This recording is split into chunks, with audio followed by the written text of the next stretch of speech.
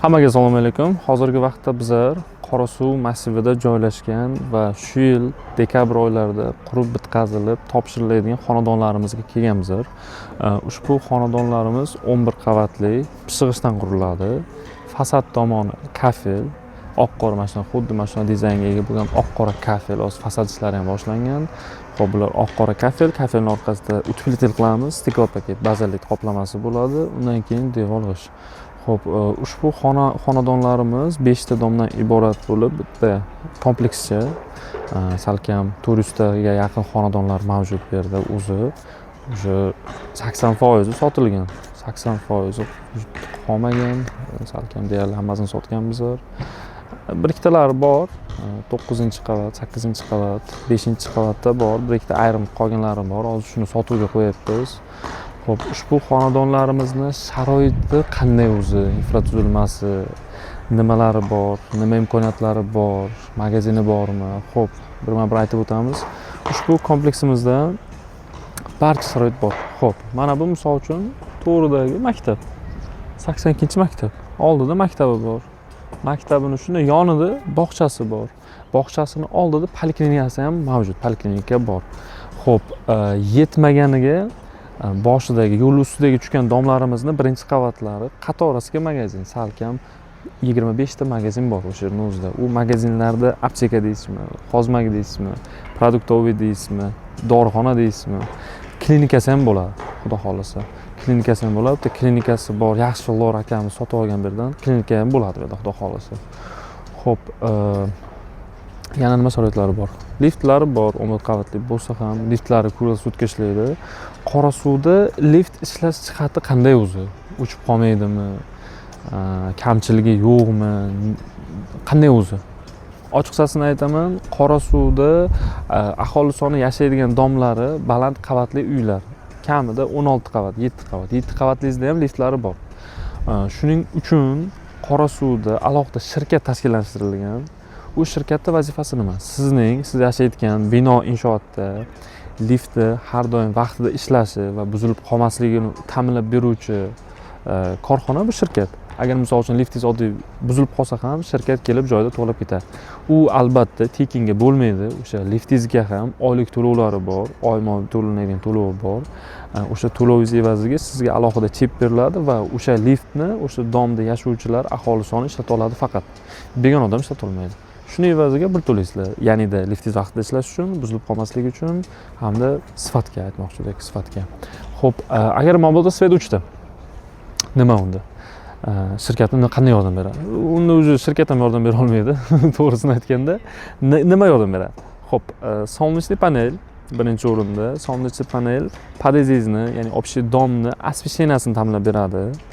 Освещениясini faqat, lift emas. Liftni o'zini alohida generatori bo'ladi. Liftni o'zini ishlatib berish uchun generator kerak bo'ladi, generator ishlatib beradi. U generator esa 1 soatga 4 litr solyarka yeydi. Shuning evaziga svetingiz o'chib qoldimi, generator birdan ishlab ketadi, shu bilan liftingizni ham ishlatib beramiz. U muammosi yo'q narsadan. Sutka lift borligini ta'minlab beramiz. Undan xavotir olmangizlar, undan muammo yo'q. Chunki Qorasuvda liftga urg'u berilmasa, xonadon sotilmaydi. Ochiqchasini aytganda. U narsaga biz katta urg'u berganmiz. Xo'p. Endi taklifni dodasi desa ham bo'ladi buni. Taklifni dodasi. Mana shu xonadonlarimizdan, mana fasadi boshlangan, narig'dagi endi boshlanyapti. Shu xonadonlarimizdan qolgan xonadonlarimizni, sotilmagan xonadonlarimizni sotuvga qo'yapmiz. Qanday qilib? Tartibi qanday? Arzonroq olmoqchi bo'lsangiz, hamyonbop naqd olmoqchi bo'lsangiz, keling, xonadon xarid qiling. Qay holatda? Naqd pulga 1 metr kvadrati 5,5 million so'mdan, 1 metr kvadratini 5,5 million so'mdan to'lab xarid qilsangiz bo'ladi. Oddiy bir kattaroq 2 xonalik xonadoningiz, 71-76 kvadratlik xonadoningiz 32 ming, 33 ming kvadratga qarab farq qilaveradi. Shu narx oralig'ida tushadi.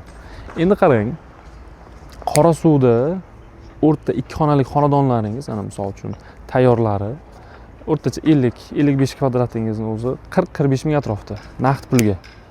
Naqd pulga. Men sizga salkam 70 kvadratdan ziyod xonadonni 30-35 atrofida cho'tyapman. 30-35 atrofida. Qay oshib borsa bir 5000 6000 remont qilasiz. Shu bilan tapa-tayyor xona. Yangi uy Pishig'ishdan, Qorasuvda inobatga oling, Pishig'ishdan qurilgan xonadonlar juda ham kam. Pishig'ishdan qurilayotgan xonadonlar juda ham kam. Shunisi ham bor. Asosan asosiy urg'u Qorasuvda qurilayotgan xonadonlarda gazoblokda. Gazoblokda. Shunga Pishig'ishning sifati zo'rroq. Pishig'ish bilan gazoblok o'zi nimada farq qiladi? Siz qanday topa olasiz u farqni? Oddiy bir misol, sizning ikkita uyingiz bor. Bittasi mana gazoblokdan qurilgan, bittasi Pishig'ishdan qurilgan. Yozning chillasi gazoblokdan qurilganiga kiryapsiz, misol uchun. Hamma derazalari yopiq, uy dim bo'ladi. Xohlaysizmi, xohlamaysizmi, xonadon dim bo'ladi, devor nafas olmaydi. Ikkinchi jihati Pishig'ishga kiryapsiz, Pishig'ishli xonaga. Hamma derazalari yopiq, lekin xonadoningiz salqin. Devor nafas oladi. Siz farqlovlaydigan jihat shu. Asosiy jihat shu. Keyin yana bitta jihat bor. Agar misol uchun devorga biror narsa qoqmoqchi bo'lsangiz, bu narsa o'rnatmoqchi bo'lsangiz, samarangiz qoqsangiz ham, samarangiz qoqib qo'ysangiz ham devor yaxshi ushlamaydi. Zakrepleniyasi yaxshi emas gazoblokni. Pishig'ishda yaxshi turadi. Zo'r turadi unda muammosi. Bu narsadan ham yiqilib ketmaydi. Spokойно, smelo devorga qoqib, любой narsa qoqib borsangiz bo'ladi. Unda muammo yo'q. Xo'p, dangalni gapiraylik. $32,000 evaziga men sizga qanaqa planirovkaga ega bo'lgan xonadon taklif qila olaman. Oddiy bir misol, mana podyezdimiz, liftdan keyin o'ng tomondan birinchi eshik, xonadon o'rtalikda joylashgan, burchakda emas, o'rtalikda. Xo'p, kirish eshigi yerda bo'ladi. Buni qo'yib beramiz, temir eshik qilib qo'yib beramiz bu yerdan eshigini. Kirganingizdan prixoshka koridor.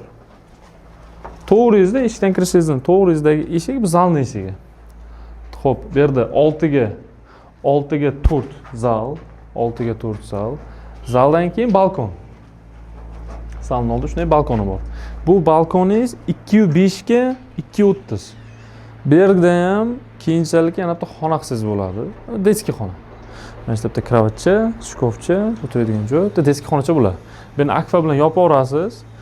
Bu biza yopib bera olmaymiz, chunki proyektimizda bu ochiq holatda joylashgan. Kadastr chiqarganingizdan keyin shuni oyna qilib splashni yopib olsangiz bo'ladi. Biza bu yerda nima ishlarni qilib beramiz? Balkonga kiradigan eshikni qo'yib beramiz, derazasini qo'yib beramiz. Hamda devor qora shuvoqlarni qilib beramiz. Plus podacha, kanalizatsiya, suv, gaz shularni o'tkazib beramiz bo'ldi. Hamda montaj, svetlarni ham o'tkazib beramiz. Xo'p, bu tomonimizda узкий koridor. Узкий koridordan keyin alohida vanna tualet. Bitta katta emas. Qulayroq qilib qo'yganmizlar. Alohida qilib vanna tualetni ham bemalol joyi keng. Xohlasangiz bitta katta qilib, gektar joy qilib vanna tualet bitta qilsangiz ham bo'ladi. Jakuzi-pakuzidan qilib, dushovoy kabinkalarni oynadan qilib, ideya ko'p. Ideya juda ko'p. Gap sizda. Eng muhim narsa sizda. Xo'p, keyin vanna tualetingizdan keyin yana ikkita xona. Bu oshxona. Misol gap. Bu oshxona. Bu yerda bemalol uголокcha qo'yasiz. Rakfina, gaz, umyvalnik, hamma joylarni qo'ygandan keyin bari o'tiradigan joy qilsangiz ham bo'ladi bemalol. Joy normal. Ikki xona uchun 71 kvadratlik uchun normal. Oyna. Bu oynalarni ham qo'yib beramiz. Bu yerda o'zi deski planshetka ko'rinadi. Mana deski planshetka, mashina qo'yadigan joy, domni orqasida shunday maktab. Nima kerak esa shuni. Xo'p, bu tomonda spalni. Bu yerda spalni. Shu oynasini ham qo'yganmiz. Kattagina spalni. Bu spalningiz 4.5 ga 3.5. 4.5 ga 3.5 spalni. Normal. Endi hali bu devorlar oqlanmagan. Hech bo'lmasa oqlansa ancha keng ko'rinadi. Hozir o'zingiz kelib ko'rsangiz ham kichkina deb tuyulishi mumkin. U shunaqa tuyuladi, u odatiy holat. Bir oqlansa ochiladi ancha uy. Ancha chiroyli bo'lib qolar ekan. Xo'p, ushbu ko'rsatib bergan planirovkamiz 71 kvadratlik. Xo'p, 32,000 naqd pulga sotamiz. Xo'p, agarda byudjetingiz $32,000 emas, bundan ham kamroq bo'lsa agar, yana bitta arzonroq variantimiz bor. U 57 metr kvadrat.